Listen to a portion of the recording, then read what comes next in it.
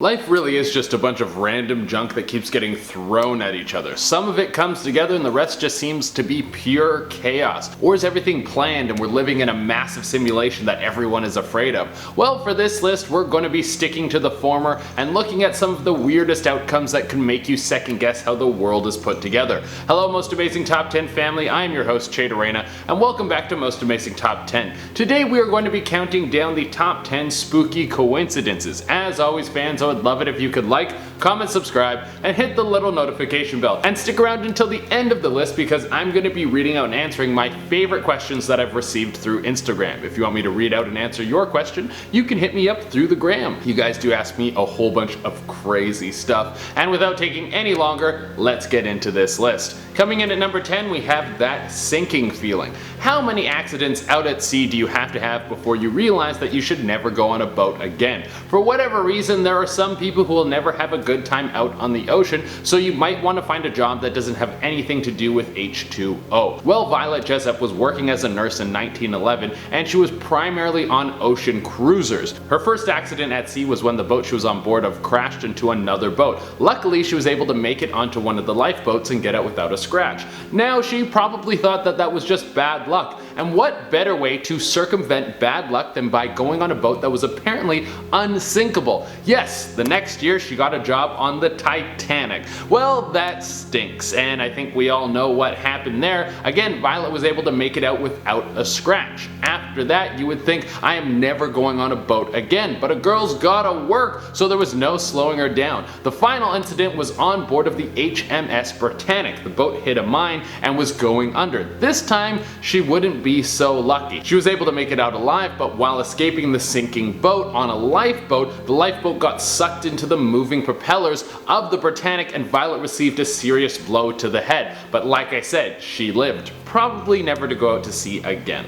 Coming in at number 9, we have There's My Wife. When do you think you're gonna meet your soulmate? Well, for some of us it's never gonna happen, so stop waiting and start getting really good at Call of Duty or something because it's going to be a lonely existence. But for some other people, they might have already met the person that they're going to spend the rest of their life with, but they just don't know it yet. This was the very situation that happened to Amy Maiden and Nick Wheeler. The two of them are married now, but right before they were set to elope, they decided that they would go through some old family photos. Most of them were probably a nice hit of nostalgia, as most family photos are, but there was one that was particularly interesting. There was one of Nick on a summer vacation with his family when he was a kid. He was on the beach with his brothers and sisters, and in the background of the photo is Amy. What the hell? How is this possible? Is one of them a time traveler who was sent back in time to rewrite history by falling in love with the other? Well, no, it wasn't that sinister. Actually, Nick's family was on vacation in the town where Amy grew up,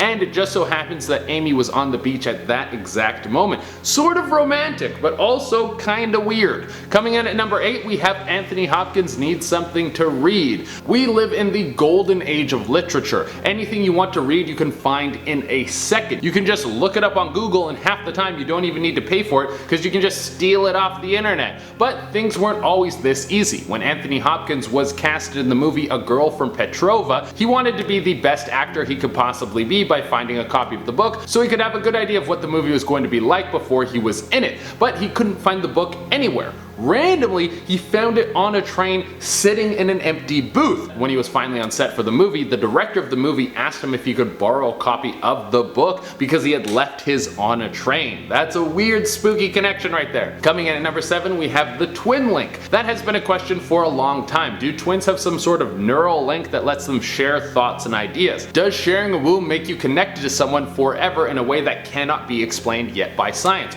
Well, no matter what your opinion is on this story is very strange. James Lewis and James Springer had a very strange thing happen to them when they were 39 years old. They found out that they had been separated at birth and were twins. Their mother gave up the two babies and they ended up in different homes. The weird thing is they both ended up with the name James. Then later in life they both became police officers. Both of their second wives were named Betty. Both of them had a son who they also named James, and they both had a dog named Toy. Now in the infinite universe, maybe this is just par for the course. Curse. And there's nothing going on here other than a roll of the die hitting the same number over and over. Or maybe twins are actually connected through some sort of psychic force. Coming in at number 6, we have My Buddy Umberto. Alright, this one is super freaky and I'll give you the whole story, but for it we have to travel back to the year 1900 on the day of July 28th. This was the day before the King of Italy, Umberto I, was assassinated. I would never want to be king because it seems like everyone is just trying to kill you all the time. Well, on this day Umberto went to a restaurant to hang out and get a little food, and he met a dude who looked just like him.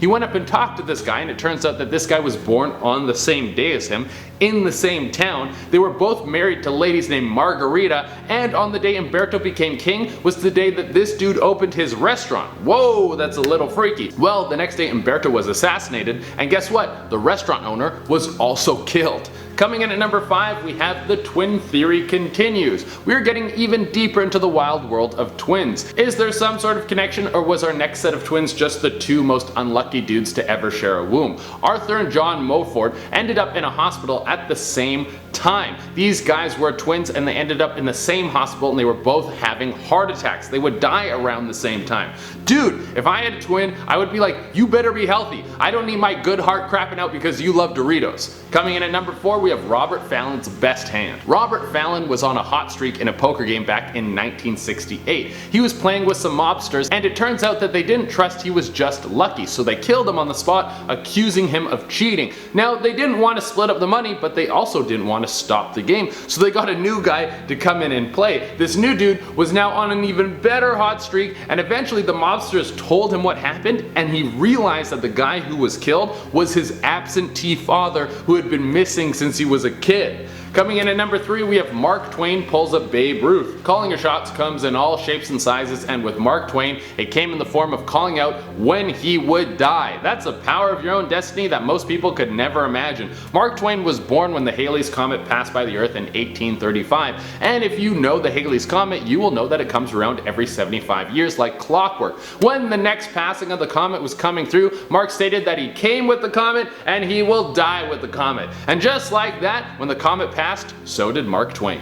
Coming in at number 2, we have the Tyranny Curse. This is one of the strangest coincidences I could find. This is all tied to the construction of the Hoover Dam. The thing is, the scouting and construction of the dam spanned from the 1920s into the 1930s, and a lot of people died in the process. The first person who died was a guy named J.G. Tyranny, and the last guy who died was Patrick Tyranny. The spooky thing is that Patrick was J.G.'s son, so their deaths were the opening and closing ceremonies for the dam in the darkest way. Coming in at the number 1 spot, we have The Narrative of Arthur Gordon Pym of Nantucket. This is a famous book by Edgar Allan Poe, and it's about a boat that sinks and then a bunch of people on board get stranded and they have to eat one person from the boat. A pretty grim story, and it should be no surprise coming from Poe. But here's the thing.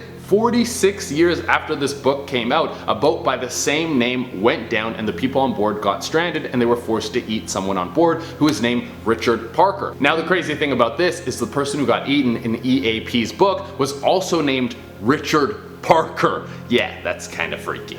Alright, that's all we have for today's list, and now I'm going to read out some of my favorite questions that have been asked by most amazing fans. If you want me to read out and answer your question, you can hit me up through the gram. Sin Smile Satira wrote in and asked, how do you think the world will end? Well, if we're being real right now, I think the best chance of the world ending would have to be climate change. That one looks like it's going to kill all of us and make it so there's no food and so the forests burn up and the air's too harsh to breathe. But if we're having fun with this, I think I would love to have like a Mad Max end of the world where everyone's driving around in a sick car and you wear too much eyeliner, you can change your name to Gurmok and kill people with a boomerang. That seems like more fun. Next, Rosemary Crowner wrote in and asked, do you use products in your hair? Curling spray, mousse, stuff like that. Oh, you guys want my hair secret? I don't even know if I should share this with you. I should keep it locked up like the KFC recipe. But here's the answer. No, I don't use any products in my hair. I'm very anti-chemical. I don't like any chemicals on my body or my food or anything like that. All I use is coconut oil. That's it. After a shower, if I wet my hair, I'll run a little bit of 100% organic coconut oil through my hair, and I'll put some on my fingertips and then massage it into the scalp. That's it. And then finally, Written by Death wrote in and asked, do you have a girlfriend? Because I want to be your girlfriend. And the answer is no, I don't have a girlfriend, and the position is not open because I'm married to the game, baby. And also, I'm not trying to invite any more death into my life. Alright everyone, that has been our list. Thank you all so much for tuning in. As always, I would love it if you could like, comment, subscribe, and hit the little notification bell. Until next time, I've been your host, Jay Arena, and watch out for those crazy coincidences. Bye.